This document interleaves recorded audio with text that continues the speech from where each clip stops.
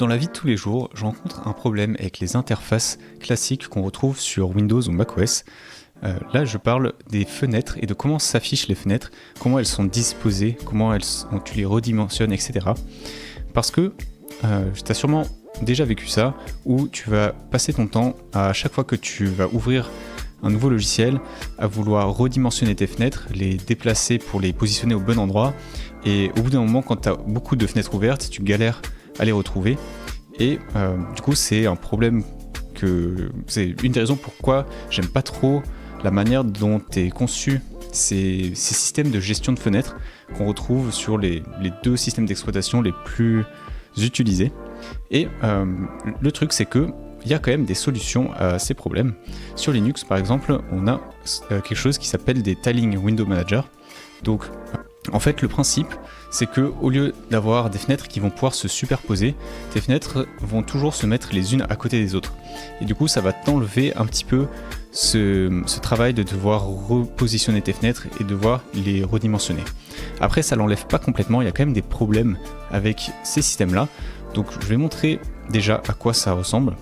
Donc là, on est sur mon bureau et en fait, c'est le nom technique, on va dire, pour appeler ces gestionnaires de fenêtres, ça s'appelle des Tiling Window Manager, ou plutôt des Tiling Layout. Tu as différents layouts, c'est différentes façons d'organiser les fenêtres et différents fonctionnements. Donc là, je vais t'en montrer un classique, qui est que si j'ouvre une première fenêtre, elle va se mettre comme ça en plein écran. Si j'en ouvre une deuxième, ça va automatiquement les mettre l'une à côté des autres. Si j'en ouvre une troisième, ça va la mettre pareil, ça va splitter une des deux fenêtres. Et après on peut les repositionner comme on veut, comme ça. À chaque fois, ça va un peu garder cette méthode où les fenêtres vont prendre une partie de l'écran de manière assez équitable et un petit peu automatisée. Donc après, il y a quand même moyen de les faire flotter si on veut, mais après c'est pas vraiment l'objectif de ce mode d'utilisation. Enfin, c'est pas vraiment l'objectif de ces Tiling Manager, ces Tiling Layout. Et le truc, c'est que ça, c'est quelque chose qui est pas mal, que j'aime bien, mais pour moi, c'est pas parfait. Il y a encore d'autres problèmes. C'est que là, si je continue à ouvrir des nouvelles fenêtres, à partir de 4, ça va. Mais si je continue, ça continue à diviser les fenêtres en deux. Bon, après, je peux aussi faire comme ça. Mais le truc, c'est que automatiquement, en tout cas, le layout qu'on a, c'est qu'il va toujours choisir la fenêtre qui est en focus. Donc là, en fait, si j'ai la fenêtre de droite qui est focus, donc si j'ouvre une nouvelle fenêtre, elle va se mettre à droite. Si j'ai la fenêtre de gauche qui est en focus, c'est à gauche qu'elle va se mettre. Et du coup, si je reste là et que j'en ouvre une nouvelle, elle va splitter ces deux-là en deux. Et là, tu te retrouves avec un truc qui n'est pas vraiment utilisable. Sur l'écran que j'ai ici, avec ces fenêtres-là, l'écran est trop petit et en fait, c'est pas vraiment intéressant. Donc là, si je suis comme ça, je vais toujours vouloir remettre ici. Et si j'ouvre une cinquième fenêtre, là, ça commence à devenir compliqué. Et comme les fenêtres, elles peuvent pas se superposer, tu vas pas les réduire, ça fait que si tu commences à avoir beaucoup de fenêtres, et ça devient assez compliqué d'utiliser le truc. Donc là, tu es obligé d'utiliser d'autres bureaux virtuels. C'est un autre bureau où je peux mettre d'autres fenêtres, donc c'est un peu la solution. Mais du coup, je trouve que le système n'est pas parfait. Du coup, ça, c'est un des premiers problèmes que je trouve avec ce type de configuration, avec ce type de layout. Et il y a un deuxième problème pour moi, c'est que, imaginons que j'ai une configuration comme ça. Là, si je ferme la fenêtre qui est en haut à droite, par exemple, c'est bien, ça fonctionne bien. Par contre, si je veux fermer celle qui est à gauche, voilà ce que ça fait. Et là, c'est pas vraiment utile. Enfin, pour moi, c'est jamais utile d'avoir ces deux fenêtres de cette manière-là. En fait, j'aurais préféré qu'elles se mettent comme ça plutôt. Mais à cause du concept de comment est fait le tiling de ce layout, ça va un peu bêtement les disposer de cette manière-là. Et même si je voulais les disposer manuellement, là, je pourrais même pas. Alors que si je les ouvre de cette manière, que je ferme celle-ci, là ça va me faire ça et qui est une disposition pas du tout pratique. Mais on a d'autres systèmes de tiling qui existent. Il y en a un qui est assez récent qui s'appelle le scrolling tiling. Donc je vais te montrer. Donc là on est sur mon bureau, j'ai changé de système. Et donc là si j'ouvre une première fenêtre, ça change rien, ça fait toujours comme ça. Si j'en ouvre une autre, toujours pareil. Par contre, si j'en ouvre une troisième, voilà ce qui se passe. Elle va se décaler ici. Et en fait, je vais avoir 3 fenêtres les unes à côté des autres. Et je peux changer le focus entre ces 3 fenêtres. Et ça va agir vraiment comme si mon bureau était étendu et que je peux avoir des fenêtres qui sortent de l'écran. Donc ça règle un petit peu ce problème d'avoir les fenêtres trop petites qui vont arriver au bout d'un moment, et aussi d'avoir des fenêtres où tu n'as pas forcément besoin qu'elles soient visibles à tout moment, mais tu peux pas les réduire. Et donc là ça permet de régler un peu ces problèmes là. Mais par contre je trouve qu'il y a d'autres problèmes qui surviennent avec ce type de fonctionnement. C'est que la plupart du temps, enfin là si j'ouvre d'autres fenêtres, au bout d'un moment ça va être très compliqué et je vais très vite m'y perdre avec toutes ces fenêtres. Alors que si je les déplace comme ça, là ça va être un peu plus facile de m'y retrouver. Voilà, là j'ai 6 fenêtres qui sont ouvertes. Ça va, c'est encore gérable quand elles sont disposées comme ça. Mais par contre, je trouve que quand elles sont disposées comme elles sont par défaut, avec toutes les unes à côté des autres, assez rapidement ça devient un petit peu compliqué. Et après on a quand même un problème qui persiste avec ce layout là aussi, qu'on avait déjà sur l'autre, c'est que si on dispose les fenêtres comme ça, et que là je ferme cette fenêtre, et on se retrouve encore avec cette disposition qui est pas pratique, alors que j'aurais préféré que ça se mette comme ça. Et pareil, en fait, c'est le concept du layout fait que il est pas très intelligent entre guillemets, et donc il va juste garder l'état des fenêtres et te faire une disposition qui est pas vraiment pratique, et tu vas devoir manuellement toi-même redisposer les fenêtres, alors que c'est ce qu'on cherche à éviter. J'ai donc décidé d'inventer mon propre concept de layout, mon propre tiling window manager, que j'ai appelé le fit scroller. Et l'objectif c'est justement de résoudre un peu ces problématiques que j'ai montrées, et de faire une espèce de fusion entre les tiling classiques et entre les scrolling managers. Donc j'ai fait un prototype pour pouvoir illustrer un petit peu le fonctionnement que j'aimerais avoir. Donc en gros, si on ouvre une première fenêtre, toujours pareil, voilà ce qui se passe. Une deuxième, toujours pareil. Une troisième, ça va adopter le style de tiling plus classique. Et si on en ouvre une quatrième, par contre là, ça va toujours prendre l'espace qui est là où il y a de l'espace disponible. Donc ce qu'on a vu, ce que j'ai montré tout à l'heure, c'est que ça allait splitter la fenêtre où il y avait le focus, et donc ça allait donner 2 fenêtres qui étaient trop petites. Là du coup on n'a pas ce problème, puisque ça va toujours mettre en bas à gauche, et donc là ça va me donner 4 fenêtres qui sont à la bonne disposition. Et après, là par contre, si on ouvre une 5e fenêtre, parce que c'est surtout là où ça devenait critique pour moi, et ça va adopter un style de fenêtre en scrolling. Donc on a nos 4 fenêtres qui sont comme ça, et on a notre 5e fenêtre qui s'est ouverte sur la droite. Donc là c'est vraiment un prototype, donc c'est pas encore fonctionnel, c'est pour ça que quand j'ai ouvert la fenêtre ça n'a pas scrollé automatiquement, mais l'objectif c'est ce que ça ferait. Si je recommence, je vais la fermer. Donc là je suis là, j'ouvre une nouvelle fenêtre, et l'objectif ce serait que ça fasse comme ça, et ça l'ouvre directement sur la droite, et ça nous met sur cette fenêtre là. Et si j'en ouvre une 6e, bam, elle va se mettre ici. Et ce, même si, imaginons que je suis là et que là j'ouvre une nouvelle fenêtre, elle va aussi quand même s'ouvrir sur la droite. Et si j'en ouvre encore une autre, encore sur la droite, etc. etc. Voilà, c'est un petit peu compliqué de montrer le fonctionnement sur un prototype qui fonctionne à moitié, mais j'espère que tu as compris un petit peu l'idée. Et en fait, ce qui est important avec ce que je veux faire, c'est surtout d'un point de vue du concept, puisque, comme je disais, là, imaginons que j'ai une disposition comme ça et que je ferme cette fenêtre, ça va me remettre les fenêtres comme ça. Ça va pas me refaire avec la disposition avec les 2 fenêtres où tu en avais une au-dessus, une en dessous, qui est pas du tout pratique.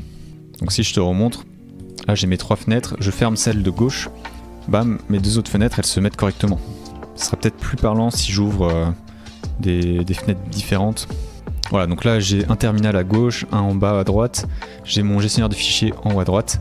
Si je ferme mon terminal qui est à gauche, la fenêtre du gestionnaire de fichiers elle est venue à gauche, et celle qui était en bas à droite elle s'est juste agrandie.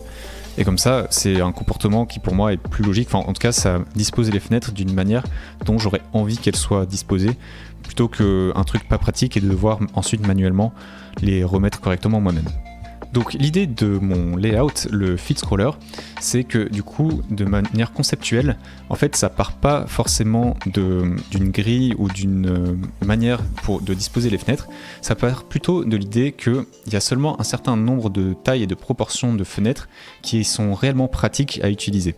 Donc comme je disais, avoir une fenêtre qui va prendre toute la largeur de l'écran, mais seulement la moitié de la hauteur, c'est jamais très pratique. Donc l'objectif c'est de baser le fonctionnement du layout sur ce principe et qu'il va redisposer les fenêtres et les tailles des fenêtres et la disposition des fenêtres en fonction des dimensions qui sont pratiques, des dimensions de fenêtres qui seraient prédéfinies et qui sont pratiques à utiliser. Donc par exemple, moi là j'ai un ordinateur portable avec un écran en 16 dixièmes, si c'était en 16 neuvième ce serait pareil, et qui fait 13 pouces. Donc là sur mon écran, en fait j'ai besoin seulement d'une fenêtre en plein écran comme ça par exemple, une fenêtre qui prend toute la hauteur mais seulement la moitié de la largeur, ou alors d'avoir une fenêtre qui prend un quart de l'écran. J'ai que besoin de ces 3 tailles de fenêtres, j'ai pas besoin d'autres tailles de fenêtres, quel que soit le logiciel que j'utilise, quelle que soit la fenêtre qui soit ouverte, j'ai vraiment pas besoin d'autres proportions et tailles de fenêtres que ces 3 là. Et donc j'ai jamais besoin d'avoir une fenêtre qui prend toute la largeur de l'écran et seulement la moitié de la hauteur. Ça c'est jamais quelque chose dont j'ai besoin avec cette taille et cette dimension d'écran. Donc j'appelle ces 3 tailles de fenêtres les dimensions pratiques.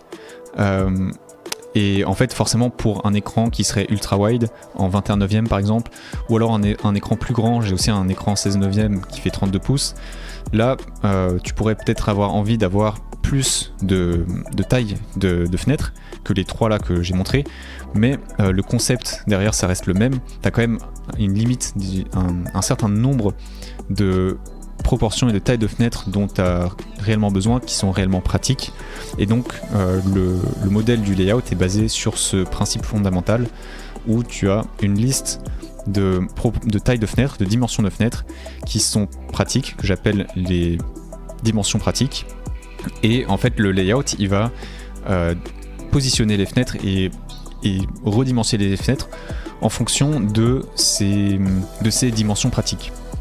Et donc le résultat qu'on obtient, où tu vas avoir une espèce de grille, là j'ai montré une grille de 2 par 2, en fait c'est pas la fondation du layout, c'est pas de faire une grille 2 par 2, la fondation du layout c'est de respecter les dimensions pratiques de fenêtres, et la conséquence c'est que ça va te donner une grille en 2 par 2.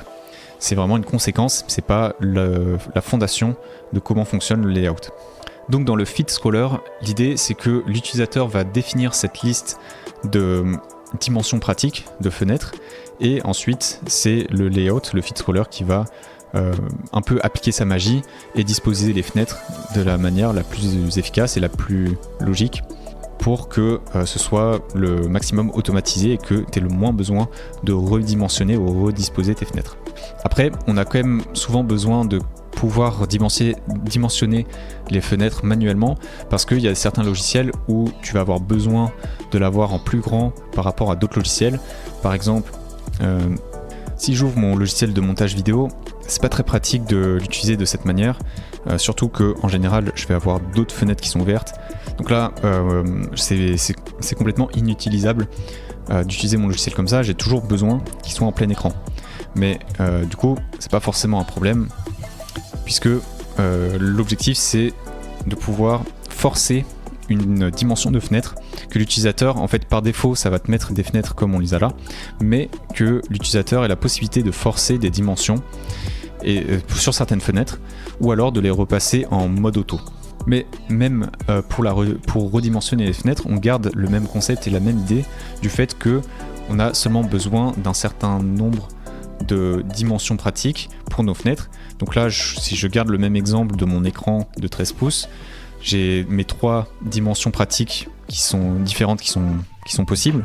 Et ben l'objectif c'est de pouvoir redimensionner les fenêtres seulement, on peut le faire manuellement, mais seulement entre ces 3 différentes dimensions qui ont été prédéfinies. Donc on peut passer en fait une fenêtre soit en mode auto, donc là on laisse le feed scroller s'occuper de la dimension et de la dimension de la fenêtre. Soit on pourrait forcer une fenêtre en 50% de l'écran fois 100% de l'écran, et donc dans ce cas-là, le fit scroller il va toujours forcer justement faire que cette fenêtre reste dans ces dimensions-là, et il va réarranger la taille des fenêtres qu'il y a autour pour que ça puisse fonctionner correctement. Ou alors on pourrait aussi forcer une fenêtre en plein écran pour que, pareil, cette fenêtre elle reste en plein écran et c'est les autres qui sont autour, qui sont en mode auto, qui vont changer de taille pour pouvoir avoir quelque chose de cohérent et de fonctionnellement pratique. Et ça c'est vraiment une volonté de ne pas laisser l'utilisateur pouvoir modifier la taille des fenêtres de manière graduelle, parce que sinon si tu commences à faire ça, eh ben, tu vas retomber dans les problèmes qu'il y a avec les autres layouts, c'est que tu vas passer du temps à redimensionner manuellement tes fenêtres alors que fondamentalement c'est pas utile.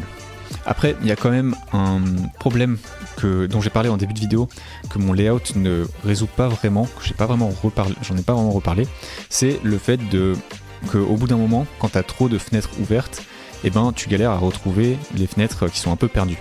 Et ça règle un petit peu le problème parce que du coup, tu vas avoir des fenêtres qui peuvent être hors champ, comme dans un scrolling manager, mais tu vas avoir aussi plus de fenêtres qui sont affichées en même temps sur l'écran, et donc une vision plus globale et plus facile, on va dire, de trouver les fenêtres, de savoir où est-ce qu'elles sont. Tu as aussi un effet un peu spatial où tu sais physiquement, entre guillemets, où sont les fenêtres dans l'espace. Et donc forcément ça aide aussi mentalement à savoir où sont les choses, mais forcément ça règle pas complètement ce problème, et en fait c'est normal, c'est parce que ce problème je considère que c'est pas forcément le layout qui est censé le régler, c'est pas son rôle, et ce problème il va surtout être réglé en utilisant des bureaux virtuels, comme j'ai montré tout à l'heure si tu as plusieurs bureaux, ou alors d'utiliser un gestionnaire d'activités ou de sessions. Et du coup ça sort un petit peu du sujet de cette vidéo et ce serait un sujet pour une autre vidéo.